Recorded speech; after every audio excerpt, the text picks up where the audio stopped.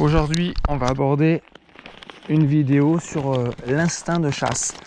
Alors, la vidéo sur l'instinct de chasse, à la base, c'est la seule et unique vidéo que je voulais expliquer, que je voulais mettre en place. Et au fur et à mesure d'essayer de développer cette vidéo, qui m'a pris à peu près 1 an, ça fait 1 an que je filme régulièrement mes sorties avec ma chienne, mes sorties en forêt, pour pouvoir montrer l'instinct de chasse. Et évidemment, sur 95% des cas, même 99% des cas, je fais chou blanc et j'ai rien à montrer sur l'instinct de chasse. Et c'est en accumulant toutes ces images là au fur et à mesure que ça m'a donné envie, plutôt que de rien en faire, de faire des vidéos sur d'autres sujets et au final de faire quasiment tous les sujets petit à petit. Mais à la base, c'était l'instinct de chasse de l'Akita américain que je voulais expliquer plus en détail et comment l'aborder. C'est vraiment la vidéo qui m'intéressait, le sujet en fait qui m'intéressait le plus, qui me passionnait le plus et sur lequel nous n'avons aucune information à part sur les réseaux, sur Google, sur tout ce que vous voulez. Je n'ai pas trouvé grand chose à part dire oui, l'Akita américain a un fort instinct de chasse. Bon, une fois qu'on a cette phrase là, on n'a plus rien d'autre quoi.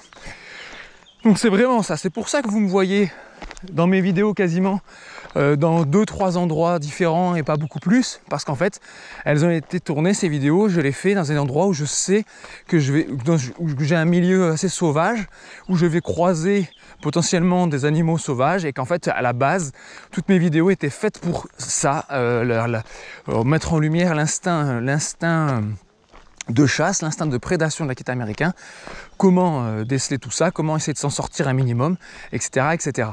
Donc c'est pour ça que toutes mes vidéos au final ne montrent pas que l'instinct de chasse, mais elles sont tournées au même endroit. Des fois on se pose la question, pourquoi je vais toujours au même endroit? Mais parce qu'en fait j'y allais que dans un seul but à la base, et c'est en recoupant toutes ces images que j'ai fait autre chose et que j'ai développé d'autres vidéos. Bon, cela étant dit,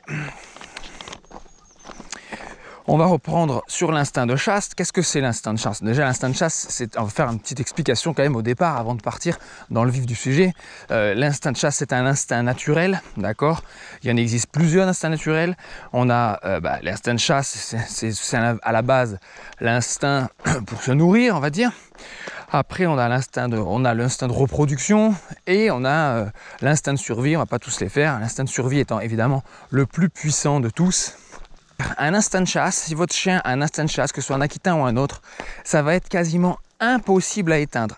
Éteindre un instinct naturel, c'est quasiment impossible. En fait, la technique à utiliser pour éteindre un instinct, quand il y a vraiment un instinct dominant, c'est-à-dire que je vais faire un petit peu de technique, mais très peu dans la suite, mais très peu pour que pas que ce soit lourd à comprendre. Mais pour éteindre un instinct naturel, il faut utiliser un autre instinct naturel. Qu'est-ce que vous avez de plus fort que l'instinct de reproduction ou l'instinct de chasse? Je vous l'ai dit tout à l'heure, c'est l'instinct de survie. Donc pour éteindre l'instinct de chasse, il va falloir utiliser l'instinct de survie. Qu'est-ce que ça veut dire? Ça veut dire qu'en gros, il faut expliquer à son chien que s'il va à la chasse, il risque de mourir. Et ça, en fait, c'est pas beau. C'est pas beau, pourquoi? Parce qu'expliquer à son chien qu'il risque de mourir s'il s'en va, c'est en fait lui faire mal, tout simplement. En tout cas, lui faire croire qu'il peut avoir très mal, lui faire croire que son existence peut s'arrêter, et on n'est pas loin d'être dans un contexte de violence, en fait, tout simplement. Donc on ne peut pas éteindre, c'est pour ça que je commence en disant on ne peut pas, c'est impossible d'éteindre un instinct quel qu'il soit. Pareil, quand vous avez un instinct de reproduction, vous avez un mâle non castré qui sent une femelle en chaleur, essayez de le faire éviter d'aller au contact de la femelle.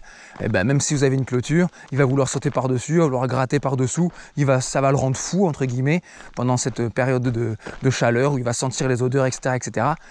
Les chiens deviennent quasiment incontrôlables. Vous allez dans un parc à chiens avec un mâle, et puis il y a une femelle qui a décidé de venir se promener alors qu'elle est en chaleur, allez-y, tenez vos mâles. Vous allez voir comme, même avec la meilleure éducation possible, le cerveau vrille complètement. Voilà, c'est ça qu'il faut bien comprendre. Le cerveau, il va vriller complètement. C'est-à-dire qu'ils vont rentrer dans un état second où plus rien ne compte, plus rien n'existe.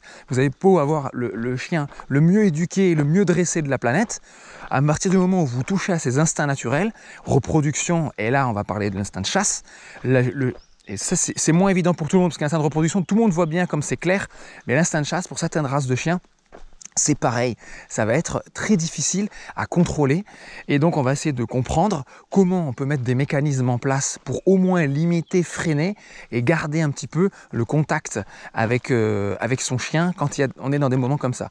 Je vous l'annonce, c'est très difficile. Voilà, je vous ai fait le parallèle avec l'instinct de reproduction, vous voyez très bien ce que ça donne. C'est très difficile de reprendre le contact, en fait, si vous voulez, le contrôle de l'esprit de votre chien, dire « Oh, je suis là, écoute-moi, pète pas les plombs ». Et bien pour l'instinct de chasse, c'est exactement pareil. Alors, ceci étant dit, l'instinct de chasse répond à un certain nombre de patrons moteurs et de séquences. Chaque chien ne va pas avoir un instinct de chasse aussi développé qu'un autre. Chacun a des petits instincts de chasse, mais dans l'instinct, dans ce panel entre guillemets de chasse, de prédation, il y a plusieurs séquences. Et certains chiens en ont aucune, certains chiens en ont une, deux, trois, d'autres vont jusqu'au bout. Donc je vais vous décrire ça, c'était ça la partie technique, ça va aller très vite. C'est pour vous dire que les séquences, la première séquence, ça va être le pistage, c'est-à-dire renifler au sol, le flair, la vue, la fixation, c'est la première partie. Quasiment tous les chiens le font, ça.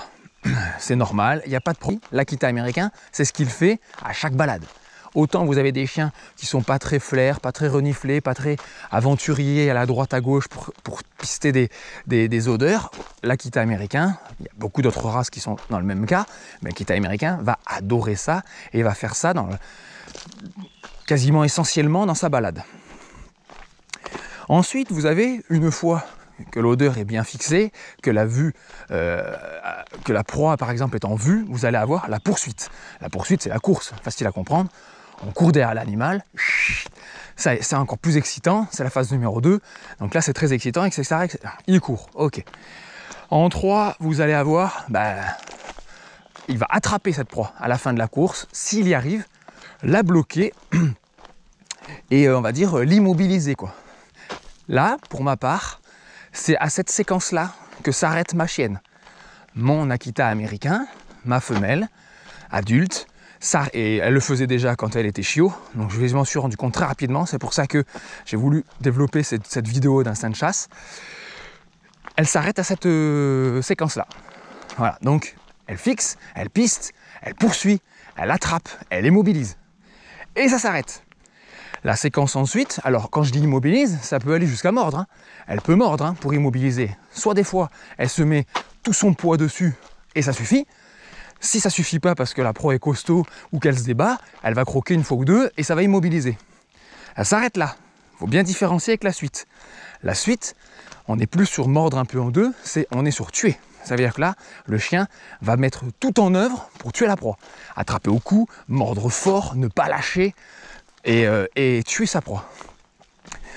On a aussi une petite variante, mais qui est aussi la suite, c'est vraiment détruire. Donc détruire, ça veut dire déchiqueter la proie, mais la mettre en 1000 morceaux, en gros, hein, détruire la proie.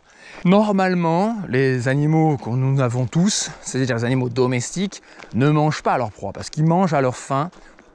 Donc ça n'arrive quasiment jamais qu'un chien, à part s'il est affamé, à part si, voilà, on est sur de la maltraitance quasiment là. Si le chien est affamé à un point où il veut aller chercher se nourrir lui-même, ou abandonné, ou chien errant, etc.